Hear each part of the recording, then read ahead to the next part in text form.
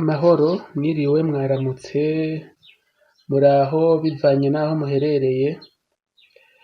Hama muri aka kanya narinje kuganira namwe bivanye n'amakuru turiko turabona ariko araca ku mbuga, uwo ari we wese yivugira iryo ashatse ku bijanye n'abakozi b'Imana bo mu Burundi. Nivyo koko abakozi b'Imana mu Burundi ni benshi cane, kandi ntawo kwemeza yuko bose ari abakozi b'Imana b'ukuri, ntawo kwemeza ko ari abakozi b'Imana b'ukuri, ariko hariho akavideo nabonye nshobora kuza kubereka, akavideo gatoyi, n'akavideo wanashaka mukarabe. Aka kavideo rero murumva uyu muntu ko yagerageje gukora comparaison canke yagerageje kunganisha hagati ya Chris Ndikumana hamwe na Prophet of Jesus Joshua. Uko ari babiri ariko aragerageza kubasanisha afatiye kuri iki kintu yabajije ngo mbega n'uyuhe mukozi w'Imana murigera mubona amaze gukora ibitangaza nk'ivyo Prophet of Jesus yoba amaze, nk'ivyo Chris Ndikumana yoba amaze gukora, akerekana yuko Chris Ndikumana ari umukozi w'Imana w'ikirenga, akomeye cane, azi kuvuga ijambo ry'Imana canke akorana n'Imana ku buryo bw'uko Imana ishoboye no kumukoresha ibitangaza abandi itabakoresha. Ariko rero ku bw'ico kintu co kuvuga ngo niwe mukozi w'Imana kubera ibitangaza, nari ngomba kubabwira ni gute ushobora kumenya umukozi w'Imana w'ukuri canke umukozi w'Imana w'ibinyoma. Ni gute ushobora gutandukanya idini ry'ukuri canke idini ry'ikinyoma, kubera yuko idini ni ikintu kimwe mu bintu biranga umuntu ari mw'iyobokamana. Umuntu ari mw'iyobokamana aba ari mu bintu novuga bituma ushobora kuvuga ati uru ruhande arimwo ari mu nzira yo canke ari mu nzira itariyo. Nivyo koko abantu benshi uzobabona basoma za Bibiliya, barasoma za Bibiliya, uzobabona kabisa bazisoma, uzobona bagendana Bibiliya mu ntoke, uzobona birirwa na za mikrofone mu rusengero birirwa bahagaze imbere y'abantu.